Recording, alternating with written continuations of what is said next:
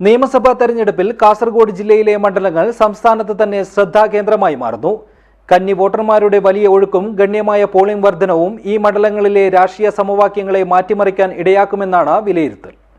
This news sponsored by speciality hospital, Kodialbail, Mangalore.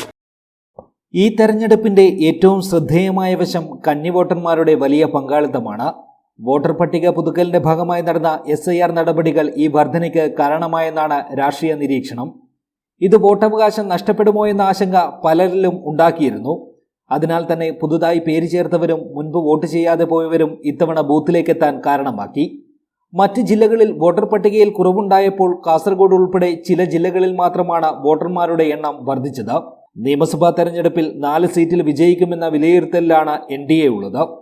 BJP സംസ്ഥാന നേതൃത്വത്തിന്റെ പ്രാഥമിക വിലയിരുത്തലിലാണ് 4 സീറ്റുകളിൽ വിജയസാധ്യതയുണ്ടെന്ന നിഗമനത്തിലെത്തിയത്. നേമം, പാലക്കാട്, മഞ്ചേശ്വരം, കാസർഗോഡ് മണ്ഡലങ്ങളിൽ വിജയിക്കുമെന്നാണ് BJP നേതൃത്വത്തിന്റെ പ്രാഥമിക വിലയിരുത്തൽ. ഷാനവാസ് പാദൂർ മത്സര രംഗത്തിറങ്ങിയത് കാസർഗോഡ് വിജയസാധ്യത വർദ്ധിപ്പിച്ചു എന്നാണ് വിലയിരുത്തൽ.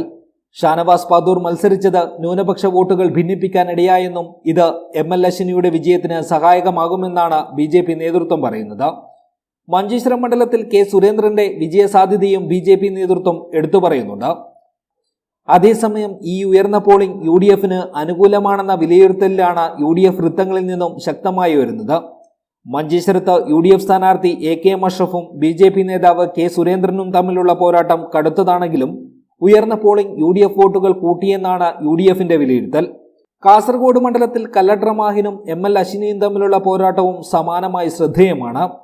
ഇവിടുത്തെ ഉയർന്ന പോളിംഗ് UDFന് മുൻതൂക്കം നൽകാമെന്ന കണക്കുകൂട്ടലുകളുമുണ്ട്. ഉദുമ, കാഞ്ഞങ്ങാട്, തൃക്കരിപ്പൂർ എന്നീ മണ്ഡലങ്ങളിൽ LDF ശക്തമായ സ്വാധീനം തുടരുന്നതായും ഒപ്പം കാസർഗോഡും മേൽക്കൈ ഉണ്ടാകുമെന്ന വിലയിരുത്തലിലാണ് ഇടതുപക്ഷമുള്ളത്. എങ്കിലും തൃക്കരിപ്പൂരിൽ UDF സ്ഥാനാർത്ഥിയുടെ ശക്തമായ പ്രചാരണം കാരണം കടുത്ത മത്സരമാണ് ഉണ്ടായതെന്ന വിലയിരുത്തലുമുണ്ട്. ചിലയിടങ്ങളിലുണ്ടായ പോളിംഗ് കുറവ് സ്ഥാനാർത്ഥി നിർണയവുമായി ബന്ധപ്പെട്ട് തിരഞ്ഞെടുപ്പിനോടുള്ള അസംതൃപ്തി പ്രതിഫലിപ്പിക്കുന്നതാകാമെന്നും വിലയിരുത്തപ്പെടുന്നുണ്ട്. കന്നി വോട്ടർമാരുടെ പങ്കാളിത്തം, SIR വഴി വന്ന പുതിയ വോട്ടർമാർ, ന്യൂനപക്ഷ വോട്ടുകളുടെ ഏകീകരണം, മണ്ഡലാടിസ്ഥാനത്തിലുള്ള പോളിംഗ് വ്യത്യാസങ്ങൾ എന്നിവയാണ് ജില്ലയിൽ ഫലം നിർണ്ണയിക്കാൻ പ്രധാനമായും ബാധകമാകുന്ന ഘടകങ്ങൾ. ഉയർന്ന പോളിംഗ് ശതമാനവും യുവ വോട്ടർമാരുടെ സാന്നിധ്യവും ഈ തെരഞ്ഞെടുപ്പിനെ അതീവ നിർണായകമാക്കി മാറ്റിയിരിക്കുകയാണ്. മഞ്ചേശ്വരം, കാസർഗോഡ് മണ്ഡലങ്ങളിൽ ഉണ്ടായ മാറ്റങ്ങൾ അന്തിമഫലത്തെ സ്വാധീനിക്കുമെന്നതിൽ സംശയമില്ല. വോട്ടെടുപ്പിൽ കാര്യമായ അടിയൊഴുക്ക് നടന്നതായും വ്യക്തമാണ്.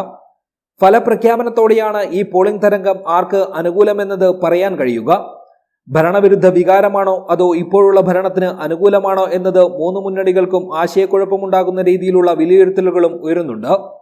News bureau, Kasaragod.